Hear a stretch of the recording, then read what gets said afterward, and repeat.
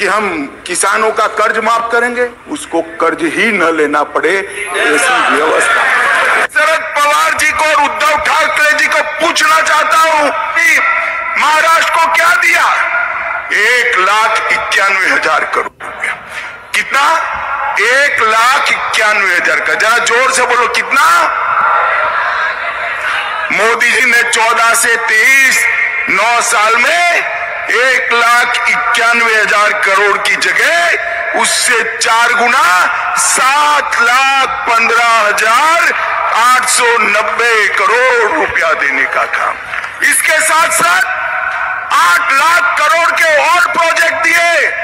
10 साल में 16 लाख करोड़ रुपया महाराष्ट्र के विकास के लिए नरेंद्र मोदी जी ने भेजे। शरद राव, जरा हिम्मत हो तो हिसाब किताब लेकर आ जाना। हमारा युवा मोर्चे का कार्यकर्ता शिवाजी महाराज के पुतले पर सार्वजनिक चर्चा के लिए तैयार है। आपने क्या किया है महाराष्ट्र के लिए? और भाइयों और बहनों, इतना ही नहीं, लगभग 1,20,00,000 लोगों को आजादी के 75 साल के बाद महाराष्ट्र में पीने का पानी घर में मिला। 1 करोड़ लाभार्थियों को 5 लाख तक का आयुष्मान भारत का फायदा मिला। लगभग 76 लाख माताओं को घर में पहली बार शौचालय मिला। 7 करोड़ लाभार्थियों को प्रति व्यक्ति प्रति माह 5 किलो अनाज फ्री ऑफ कॉस्ट देने का काम नरेंद्र मोदी ने किया। 51 लाख लाभार्थियों को, माताओं को घर में गैस और चूल्हा देने का काम नरेंद्र भाई ने किया। 12 लाख लाभार्थियों को महाराष्ट्र में घर दिया। और मुझे बताओ संभाजी नगर वालों, आप लोगों के दोनों टीके लग गए कोरोना के या नहीं लगे? लग गए? वो जरा हाथ ऊपर करो तो। सबके लग गए? किसी को 25 पैसा भी देना पड़ा है? मोदी जी ने कॉफी पिलाकर टीका लगाया और व्हाट्सएप पर मोदी जी के हंसती हुई फोटो के साथ सर्टिफिकेट देने का काम भी कर दिया। और देश में 200 करोड़ टीका लगाकर 130 करोड़ की आबादी को कोरोना से सुरक्षित करने का काम नरेंद्र मोदी जी ने किया। मैं आज फिर से इंडी अलायंस वालों को चैलेंज देकर जाता हूं कि आप आगे आइए। आपके भी 10 साल थे, हमारे भी 10 साल थे। हिसाब किताब करिए। अरे आप कर ही नहीं सकते हो, अरे ज्यादा करना है तो आपके 40 साल और हमारे 10 साल का हिसाब करिए। हमारे 10 साल का पलड़ा भारी है भाई। मोदी जी ने 10 साल के अंदर किया। मोदी जी ने 10 साल के अंदर देश को सुरक्षित करने का काम किया।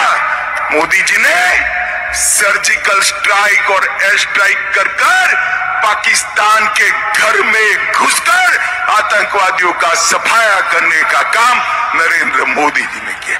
मुझे बताओ भाइयों बहनों, धारा 370 हटनी चाहिए थी या नहीं हटनी चाहिए थी? जोर से बोलिए, हटनी चाहिए थी या नहीं हटनी चाहिए थी? ये कश्मीर हमारा है या नहीं है? 70 साल तक एक घमंडिया गठबंधन धारा 370 को अपने अनोरस बच्चे की तरह गोदी में पाल कर बैठा रहा। आपने दूसरी बार मोदी जी को प्रधानमंत्री बनाया। 5 अगस्त 2019 को मोदी जी ने धारा 370 को समाप्त कर दिया।